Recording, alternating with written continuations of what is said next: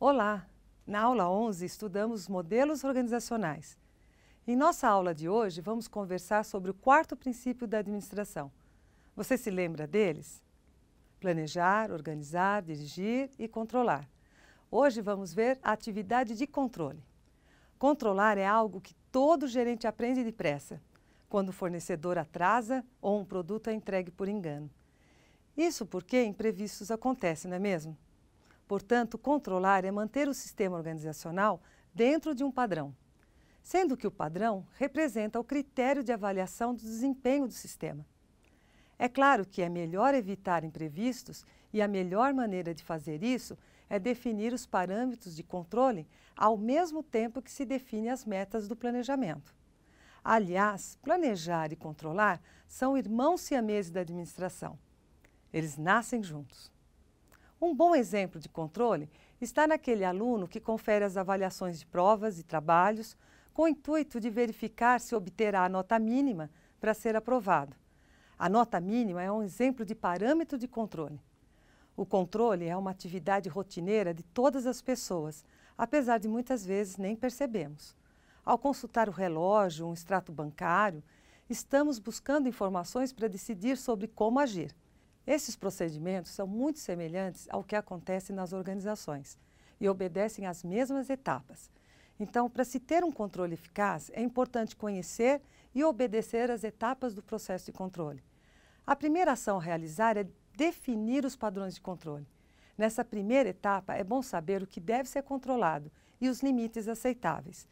Então, de posse dos objetivos planejados, o gerente decide qual deve ser o padrão de comportamento dos resultados a serem avaliados, ou seja, os limites inferiores e superiores de um intervalo aceitável. Por exemplo, considere que o objetivo seja manter uma produção em 10.000 unidades diárias para os próximos 6 meses. Resultados como 9.500, 9.000, 10.500 ou até 11.000 não prejudicam o objetivo. Mas um resultado como 7.000, que é um valor muito baixo se comparado aos 10.000, pode frustrar a realização do objetivo planejado. Então, para valores próximos a 10.000, digamos, de 9.000 a 11.000, podemos aceitar os resultados. Esses são exemplos de parâmetros mínimo e máximo. No entanto, valores menores do que 9.000 e maiores do que 11.000 exigem uma intervenção porque esses resultados não são aceitáveis. Você pode estar se pensando, por que produzir mais do que 11.000 é ruim? Você precisa lembrar que hoje em dia, produzir a mais pode ter um custo muito alto para manter os estoques. E o que é pior, se não vender, pode ser necessário jogar fora esses estoques. A segunda etapa no processo de controle é a aquisição de informações. A qualidade do controle depende do quanto as informações são precisas. Para isso, é necessário definir algumas variáveis como qual informação deve ser controlada, como adquirir as informações e quando as informações devem ser adquiridas. A terceira etapa consiste em comparar o desempenho observado com o desempenho esperado. Ao comparar, é possível verificar se o desempenho real está abaixo do esperado ou acima do esperado. Nessas duas situações, é necessária uma ação corretiva. Mas se estiver dentro do esperado, não é necessário fazer nada. A quarta etapa se refere à ação corretiva, que consiste na implementação das soluções encontradas diante dos desvios entre o desempenho real e o desempenho esperado. Essa etapa torna o controle uma atividade flexível e permite que a organização se adapte às mudanças, muitas vezes bruscas e inesperadas do ambiente.